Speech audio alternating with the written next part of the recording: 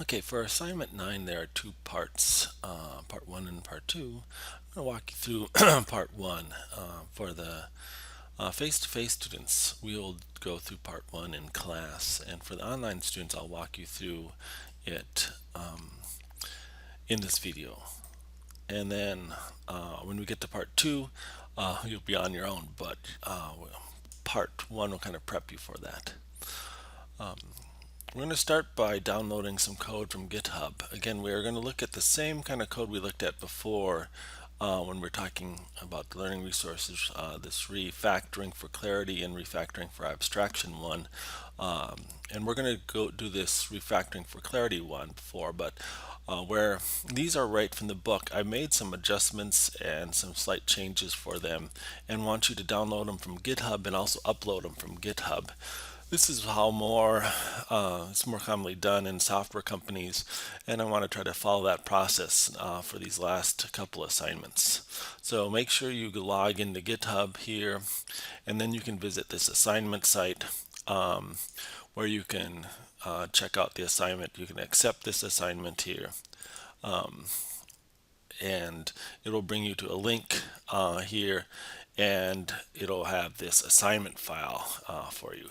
Now we found that it sometimes takes a couple minutes, maybe up to 5 minutes to create this. So if you click on this, you should be able to see all the files here. If you click on that link and it brings you to a progress bar, wait till that progress bar is done. We have had a couple students where this project has not ever gotten their assignment didn't get ready correctly. So if you have trouble when you click on this, you never see this list of file folders, then let me know and I can delete the project and have it recreated for you. Okay, but we need this URL from GitHub for your assignment. So that's what we're going to want to do. Okay, and now we're going to go into Visual Studio, and we want to get this Team Explorer up. So if you can go to Team Manage Connections, and that'll bring up this Team Explorer window next to Solution Explorer here. And it's probably easiest if you close your current project, if you just say close solution and just make sure you don't have a project open, because we want to make sure you open up the right project here. So what we're going to do is clone. So we're not going to use the Microsoft hosted service providers. We're going to use these Git hosted service providers, and we're going to clone something from the internet from GitHub. So choose that clone. Here's where you paste in your URL here. And here you put the location for it. You can store it anywhere. By default, it's kind of a weird place. It's not in user docs. It's in your user account /sources that repo and then some name here. So you might want to change this to some other location that you're more used to storing projects. I'm going to keep it here for now. I'm just going to change this.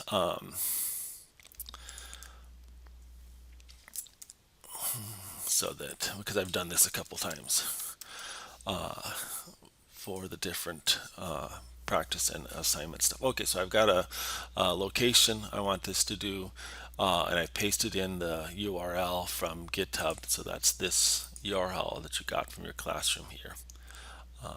And then I'm going to hit three things in this order. I'm going to hit clone and wait. It should clone the repository, copies everything to the area. Now it should show up, you probably have a shorter list here, but it should show up on your list here. So make sure now you click on that, double click on it to open it up. It's still not open, and again, if you closed everything in Solution Explorer, there should be nothing there.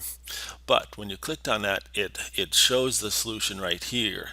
And so now if you click on this, double click on that, it should open it up, preparing solution and opening it up, and then it should be here. So again, we clone, we find the it in our list, click on it, it comes to the solutions page, and then we double click on the solution and it should open it up in Solution Explorer. And it should be under source control. There should be little locks next to these files. A good way to check this, and we'll just do a quick thing, is if I change one of these files, I'm going to open up Trade Processor and just put in a comment with my name on it, for example. Now when I made that change, it changed the lock to a red check, meaning that there are pending edits, so that's good. And now I'm going to push those up to the internet. So if I go back to Team Explorer, I should be able to see changes here. And here's the change. There's only been one file that's been changed here. I should be able to type in a message. I'm just going to say practice commit to see if it works. Later on, we'll put in a better message, a different message. But this is just try it. Now, if your commit all button isn't highlighted, you might see another little window up here that says you have to enter your email and password. It likes to have some GitHub information here. So if you don't see this clickable, look up here for another little window that says you have to fill in a little bit more information here. But mine's ready to go. I hit commit. Here's the files that are, I don't think I've saved them here, so it's going to ask me to save them, and it saves them. So it says commit and some number created locally. Sync to save your changes to the server, and that's what we want to do. We want to hit sync. That should save the changes to the server, but it's not here. Outgoing commits 1, and I'm going to push that. So now it showed a little progress bar, push those commits out there. Now if I go to my project here, and let's see, I was in single response. Let's see if I can find that same file here. Here's the comment I added. It should be there. So this is an updated version of the file, and also I should be able to see my commits here. Let's go back one.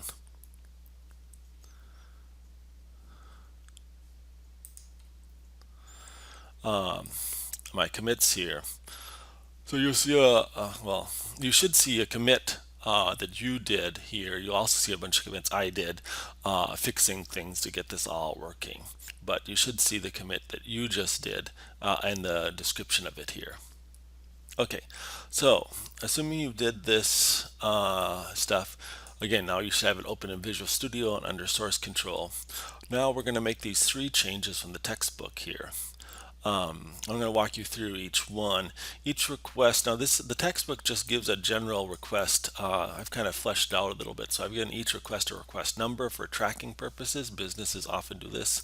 We have a story here, user story. So as a trader, I want to prevent dangerous trades so that one typo doesn't ruin the company. And some details here. Trade amounts must be between 1,000 and 100,000 units. If the trade is outside the bounds, it should be ignored. And then our solution is to edit the validate trade method. And there's a test out there called test trade amount bounds that should pass. So if I go to my tests, I can actually use test driven design on this. I can run all my tests. Before I do this, let's try a couple things. First, you should be able to run this program and it should work if your database is set up correctly. So it should connect to the database and it should process 4 trades. If you get an error in the SQL stuff, something's wrong with the database and we can check into that. Same with tests. I should be able to run my tests and the test will read and write from the databases. And again, if your databases are set up well, most of the tests should pass, 4 of the tests should pass, and 1 of them will fail. The test trade amount bounds, I didn't name that very well, should fail. Now, if all your tests fail or you can't run this, there's some issues with the database. Let me show you this. So the database is stored in 2 locations here, just a simple database file in single responsibility principles in that folder. In the bin debug folder where the executable is, there should be a database file here. Also, students have had some problems zipping this up and submitting and emailing this. Programs like Gmail don't let you zip up and send exe files. So if you need to zip this up and email it to yourself or something, make sure you delete. You can delete actually, all the exe like things in here. So that's bin debug, and here's our database. The MDF file is there. Similarly, for testing purposes in single responsibilities bin debug, there's a database there. There's some issues with different versions of the database. I think I have this set up so that it should work on most of your machines. Let me know if you have trouble running the test or running the program. Um, but you can actually do this assignment without running either one. Um, okay, so let's go back.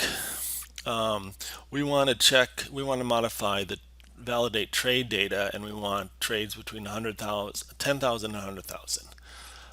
So here's in trade processor, here's the validate trade method.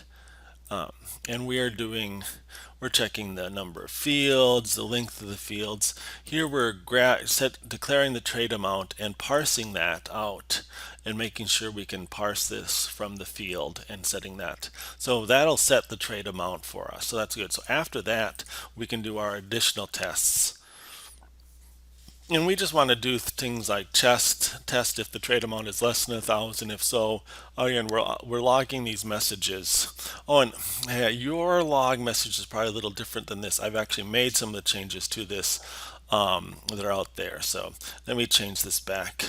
Well, we'll just leave this here. So your log message probably has just here. It looks just like this. And like this. All the log messages probably look like this, one string and then some arguments at the end. So you'll log those messages here. Um, I'm going to revert back here for a sec. So, okay, so you'll log the messages, and you can again follow the methods here and do the same thing. Log the message and return false, saying that we shouldn't do this trade here. So again, we do this after we set the trade amount. We parse the trade amount, then we can check if the trade amount's less than 1,000, greater than 100,000, and return false in both cases, meaning those trades aren't processed. When we do this and run our tests, all of our tests should now pass. So now all of our tests are passing, so that's good. So now we're going to commit, we're going to send these things up, and we're going to log them with this request number, request 403 information. So I'm going to actually log, I think, the whole story here. So to do that, again, if you're in Solution Explorer, switch to the Team Explorer. And again, if you don't see Team Explorer, go to Team and Manage Connections. It should bring it up. Now, in Team Explorer, you may have to go back a little bit. You want to get to the changes area, this thing where project changes, sync, and that sort of stuff. Again, we're going to just commit our changes. Here's the changes that were made to the different areas. They can actually wrote information to the database. Some of that stuff changes, so there are a number of things that are changing here. But mainly, I changed this file.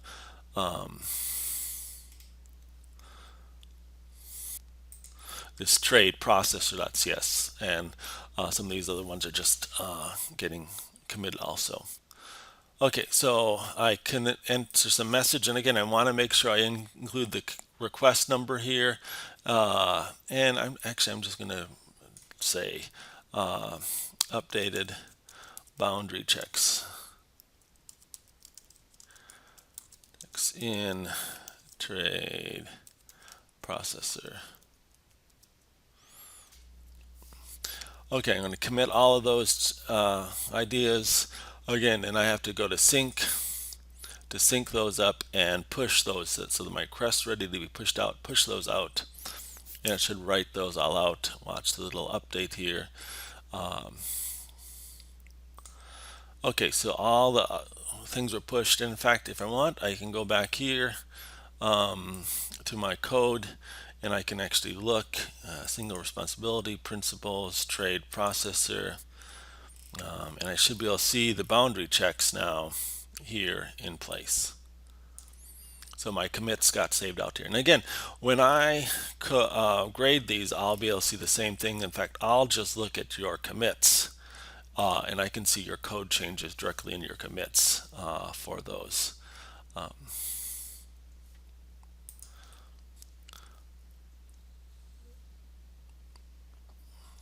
So when I look at your commits, I'll see things like this I'll look for the request number 403, and then I'll see, oh, yep, this is what you added, this is what was there, and I can see that and verify that you made the right changes.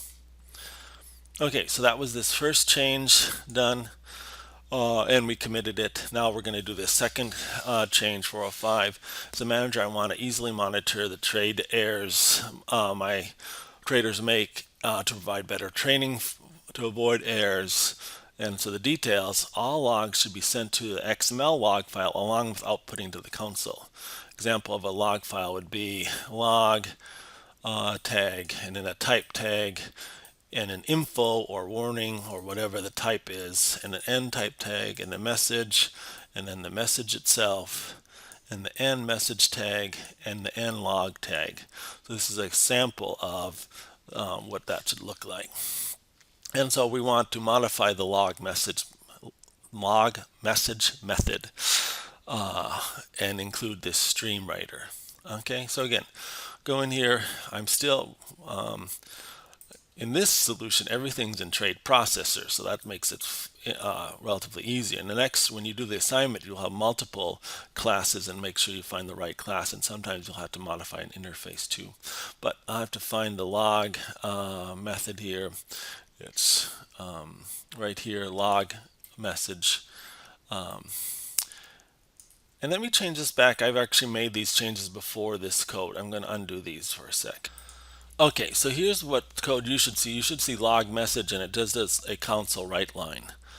So we're going to go out to the code here, grab this stream writer, copy and paste that in here, and do it. Leave the console there. We want to do that console out line. Oops, I didn't get the right code.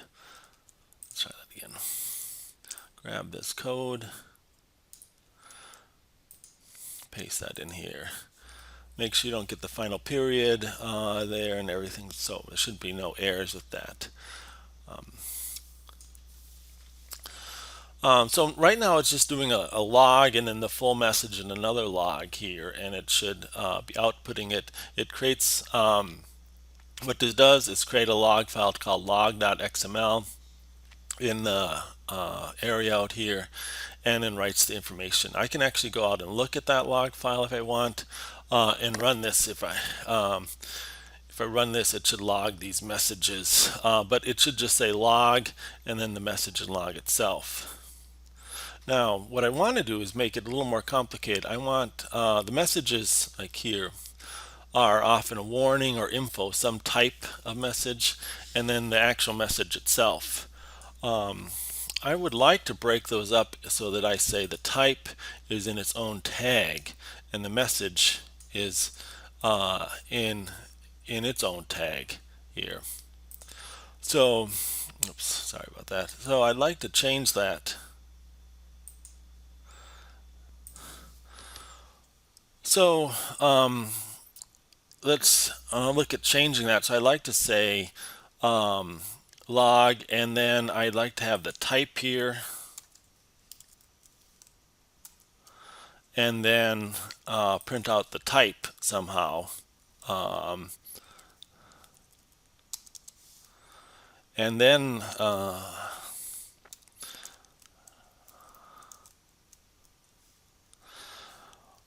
have to print out the message tag,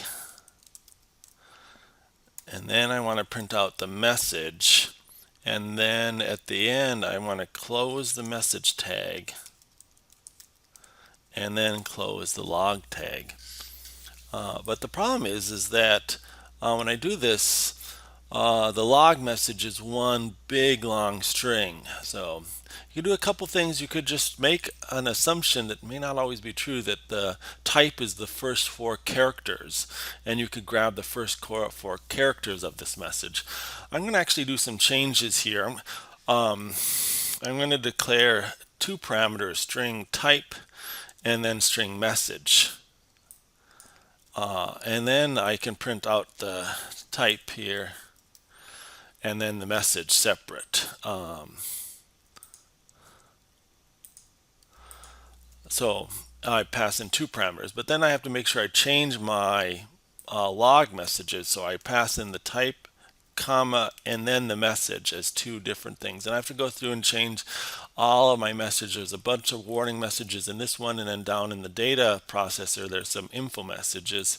I want to change them all so they're all the string is the type, another string of the message, and then there's some arguments after that. So I want to set that all up and log those out. Now, if I do that, I also want to probably change my write line here. So I also write out the type and then a plus a colon and then plus the message itself. Okay, so now this will print it out to the console using the type and the message, and it'll save it to the file. So now I should run this, and here's the messages here. Now I can also go out and look at the log file and see how that does. So let me find the log file. Like I mentioned, by default, if you didn't change it, this saves it kind of a weird spot. It saves it to the users and whatever user you're logged into. And then rather than in my docs, it saves it to sources, repos, and then you have your different programs or projects there that you've grabbed from Git if you don't change it to a different location. Okay, so now I go into my single responsibility principle thing, and I can look and find the log file. So the log file is going to be where the executable is, which is by default in bin debug. And here's the executable. That's why we put the database here, and here's the log file. So I should be able to open that up and view it. And here's the messages I have. So you might have some of the older messages here if you've done this a couple times. So here's what it might look if you did it originally with just a log and an nlog and print out the full message. You'll get it that way. And then we changed it so that we broke the info part separate from the message, and we put the info part in a type tag and the message in the message tag, begin and end tags here. And so that's what this does. Again, log tag, type tag, and then the type. Oops, I forgot to end my type tag, didn't I? Hopefully you caught that. And then end the type tag, and then do the message tag, and end the message tag. So, and then we end the log tag, so that's a proper XML format here. Okay, so now I'll save this file, and then I'll commit those. I want to commit those using this request 405 rather than 403. Switch to the Team Explorer, go back and view the changes here. Changes. Here's the changes again, and mainly this file for the commit message, request 405, updated log message to write to XML log. Okay, commit those changes and then go to the sync window, push those changes up to the server, and it should push that up there. Okay, so it's finished pushing and all the changes should be up there. Okay, my last change is tried not to use a stream for the input, but instead read the trades from a remote call to the web service out there. So we're going to do this, and here's some code for that. So we're going to create a new method. We have a method called read trade data. We're going to add one called read URL trade data. So let's look at our code for that. So again, everything's still in this trade processor method here. So we had this read trade data that we gave it a stream, which is a file, a local file. It opened up that file and read line by line from that file. Now we're going to add this new file. So let's go out and grab this new method here that's going to be called read trade data URL. Okay, so I'm actually just going to take this one, the read trade data, and copy it and add the new version below. But I'm going to call it read URL trade data. Now, rather than giving it a stream, I'm going to give it a string that is a URL that it's going to go and read this off the internet. It's still going to create a list of the strings and return that, and we're going to remap this into this IEnumerable generic collection type. So it's going to be a generic collection of strings. But we're going to declare a list of strings here. Now we can grab this code here. It's very similar to the code that's already here. And I can just paste that code in here, and then we can go over it. So again, just like before, we declare our variable trade data, which is a list of strings. We're doing the same thing here. Oops. And watch, there's an error, and I don't always catch it. Whenever I paste code in that has x greater than less than into Blackboard, often Blackboard deletes the greater than or less than. So I actually want to go and make sure it's saying just like this. It removed the string right here. So make sure, and I'll try to update the Blackboard code, but if you see that, make sure you, if I haven't done that before you get here, make sure you have that list of strings. We declare a web client so we can grab things off the web. Here, we're given a URL as a string. We open that up and with the web client, and that becomes a stream. And now that it's a stream, everything works the same as before. We can use our stream reader. So just like we did up here, we can use our stream reader, and the rest of this is basically the same. Declare a line, keep reading lines, and every time we read a line, add them to our list of strings, and then when we're done reading in all the strings, we return that. So this is basically the same here. So we can save that. This now we're calling this read URL trade data. Now where do we call that? We call that in the main program. So in programs, oh actually we don't, let's back up. So we call that in process trades. If you remember correctly, in process trades, we called this.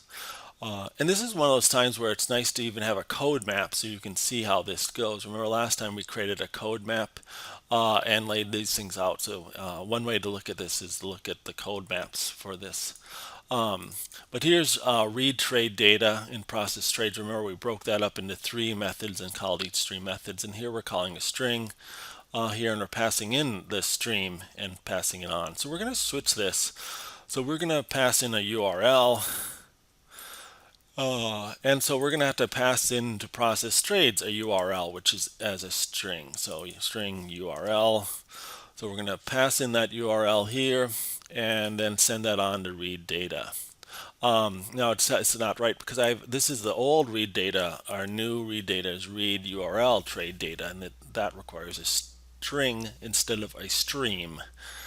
So this should call this new method we declared up here, the read URL trade data with a string, which is a URL. So that's here. Now we can go, this process trades is called by program, and in fact I tried to compile this, it won't compile. It gives me an error here because we're declaring a stream up here from a local file, and we're passing that in here. So we're going to switch this and use a URL. Here's our URL we can use. I just moved this file out onto a web server for us to use. Now we're not doing anything fancy. Normally you'd have this data out on the web stored as XML or JSON and parse it. We're not doing that here.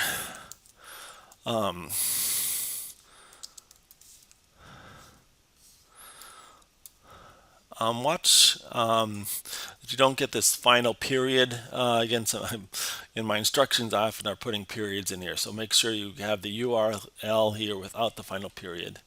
So here's my URL, and then I'm going to pass that here.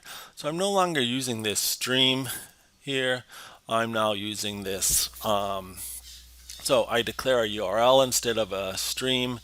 I create a trade processor and pass the URL to the trade processor.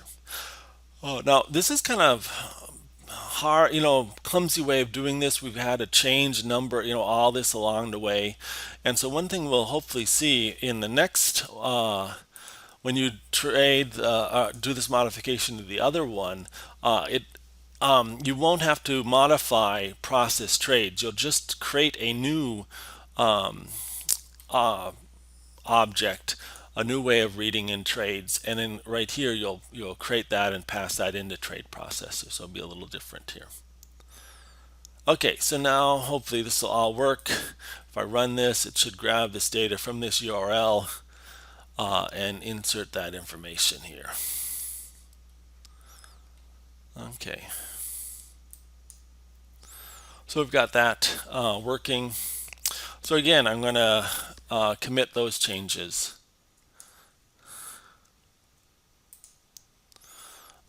Go to Team Explorer, and here's my commits.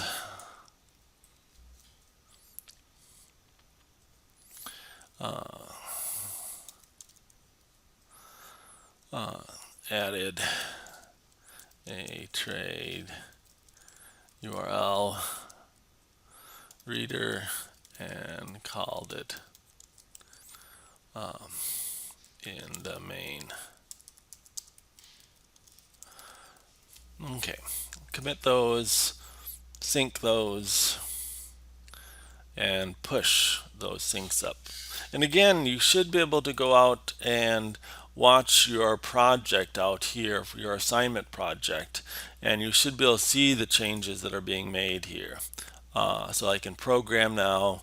We're using this URL, and in in trade processor, you should be able to see the changes there.